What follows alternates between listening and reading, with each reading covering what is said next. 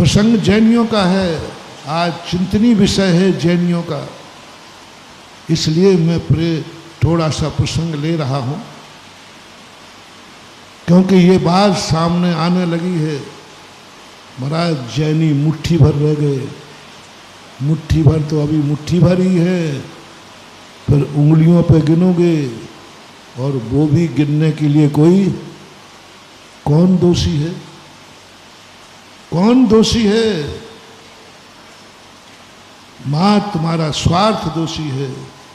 तुम्हें जैन धर्म पर गर्व नहीं है, जैनी होने का गर्व नहीं है, तुम्हें शाकाहारी होने का गर्व नहीं, तुम्हें मुनि भक्त होने का गर्व नहीं है, तुम्हें मात अपना स्वार्थ है। जब एक बेटे से काम चल रहा है तो दो बेटे क्यों? जब दो संतानों से काम चल रहा है, जिंदगी निकल जाएगी, दो बेटे हो गए बस बुढ़ापा निकल जाएगा, हमारा कुल का दीपक जल जाएगा, यही स्वार्थ है ना। महाराज जी क्यों भीड़ लगाना? हाँ भाई ऋषभ देव मूर्ख थे जो 100 बेटे पैदा करते फिरे, तुम तो ज्ञानी हो, तुम तो ज्ञानी। या तो संसार में जाओ मत, जैनी की दो गति है, या तो जैनी बने रहो, अन्यथा जैनीपना छोड़कर जिनेंद्र के मार्ग पे आ जाओ, जैसे महावीर स्वामी आचार्य से और हम लोग आ गए। कम से कम हमने जिनेंद्र का मार्ग बन पाया। हम जैनी नहीं बना पाए, लेकिन जिनेंद्र बन के दिखा देंगे, ये मार्ग चुन लिया। या तो जिनेंद्र बनो या फिर जैनी बनो, या तो मोक्ष मार्ग में आ जाओ, फिर तुम्हारे लिए कोई आरोप नहीं आएगा, कोई दोष नहीं लगेगा।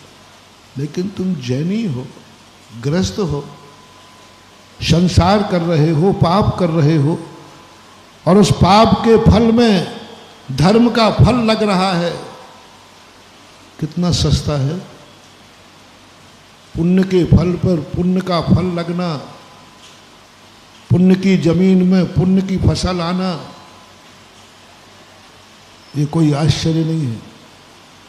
तुम पाप करोगे, तुम पाप करोगे और फल लगेगा तुम्हारी गोदी में जैन का, जन्मेगा जैन। इस संसार को महानुभाव, यदि तुम्हें जैनत्व मिला है तो इस संसार, गंदे संसार को, गंदा संसार बुरा नहीं है। आजकल बहुत वैज्ञानिक कर रहा है, कोई भी चीज को, वेस्टेज चीज है उसको यूजफुल बनाना, कुछ भी वेस्टेज नहीं। पानी को भी रिसाइकल करके शुद्ध कर दिया, नाली खत्म कर दी, उन्होंने कहा हम पानी को शुद्ध किए देते। कचरा फेंकते थे, वो कचड़े को भी कोई कुछ ना कुछ बनाने लगे, कचड़े को भी कुछ बनाने लगे, कुछ ना कुछ उससे भी बनने लगा। ये कला हमारे महावीर स्वामी ने दी थी। या तो तुम गंदगी से ऊपर उठ जाओ, बहुत पवित्र हो जाओ, बहुत पवित्र हो जाओ, कहीं गंदगी तुम्हारे मन वचन काया में नहीं रहे। लेकिन यदि गंदगी ही तुम्हारी चारों तरफ है तो गंदगी को खाद बनाना शुरू कर दो, गंदगी को खाद, खाद गंदगी से ही बनता है। बस उस गंदे खाद को उठा करके खेत तक तुम भेज दो, वही गंदा खाद तुम्हारे अनाज की फसल को 100 गुना कर देगा। आज मैं प्रवचन दे रहा हूं तुम्हारे इस गंदे संसार को। इस संसार में सदा से गंदगी थी, है और रहेगी, और तुम गंदगी से ऊपर उठ नहीं सकते, तुम्हारा इतना साहस नहीं है। तो आज मैं तुमसे कह रहा हूं, कोई बात नहीं महाराज, मेरे बस की बात नहीं है, मैं इतना अपनी जिंदगी को पवित्र कर लूं। जिनवाणी माँ कहती है इनसे नाराज मत होना, ये गंदगी नहीं छोड़ पा रहे, हिंसा झूठ चोरी कुशील पाप नहीं छोड़ पा रहे हैं, नाराज मत होना। इनको ऐसी कला सिखाओ कि यही गंदगी इनकी खाद बन जाए। अब खाद फेंकने लायक नहीं है। ग्रस्त, जैन दर्शन का ग्रस्त सब कुछ करेगा लेकिन खाद बना देगा, संसार बनाएगा, संसार बसाएगा, अब्रह्म करेगा, लेकिन उस अब्रह्म की खेत की फसल में एक जैनी का वृक्ष लगाएगा, एक शाकाहारी का वृक्ष लगाएगा, एक जिनेंद्र बनाएगा।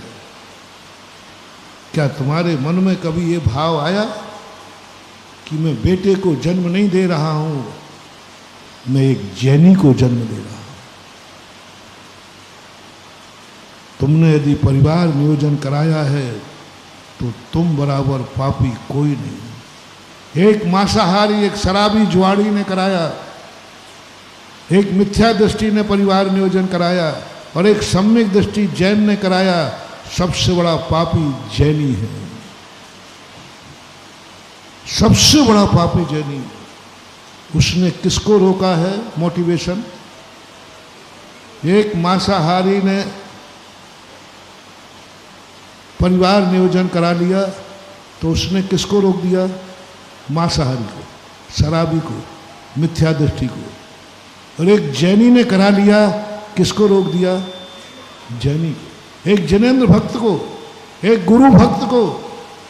और तो और कन्या को रोका तो एक आरिका को रोका, कन्या के भ्रूण हत्या की तो एक आरिका की हत्या की है, और बच्चे की है तो एक मुनि की हत्या की है। अब मुनि और आरिका की हत्या करने वाले की गति क्या होगी, फैसला आपके हाथ। वो कन्या आरिका बन सकती थी कि नहीं? बोलो ना, क्योंकि वो जैन कुल में आई थी। एक ब्रह्मचारिणी बन सकती थी, आपने एक ब्रह्मचारिणी की हत्या की, आरिका की हत्या की, क्योंकि तुमने जैन कन्या की हत्या की है। जिस गोद फलने वाले फल में जितनी योग्यताएं हैं, उस योग्यता के अनुसार सजा मिलती है कानून में। एक व्यक्ति ने एक चींटी को मार दिया, सजा कितनी है? और एक व्यक्ति ने एक मनुष्य को मार दिया, दोनों जीव है कि नहीं? लेकिन मनुष्य की हत्या पर सजा क्यों, चींटी की हत्या पर क्यों नहीं? जीव तो दोनों हैं। इसकी योग्यता। मनुष्य के मरने से कितना बड़ा नुकसान हुआ। चींटी राष्ट्रपति नहीं बन सकती, चींटी कलेक्टर नहीं बन सकती, चींटी आईएएस ऑफिसर नहीं बन सकती, चींटी देश का उद्धार नहीं कर सकती, चींटी दूसरों को सुख नहीं दे सकती, चींटी कुछ नहीं कर सकती। इसलिए चींटी तो मरी है, लेकिन चींटी में कोई योग्यता नहीं है, इसलिए उसको मारने के लिए कानून ने कह दिया कोई बात नहीं। धार्मिक दृष्टि से तो दोष है, क्योंकि उसकी जिंदगी जीना चाहती तो तुमने हर लिया, लेकिन आपकी दृष्टि कोई एफआईआर नहीं, कोई कानून नहीं, इसने चींटी मार दी। लेकिन एक मनुष्य को मारा तो क्यों? ये मनुष्य मारा है तुमने, राष्ट्रपति बन सकता था कि नहीं? बोलो, कलेक्टर बन सकता था कि नहीं? एक अच्छा व्यक्ति बन सकता था कि नहीं? एक अच्छे घर का मुखिया बन सकता था कि नहीं? एक बेटों को पालन करने वाला बन सकता था कि नहीं?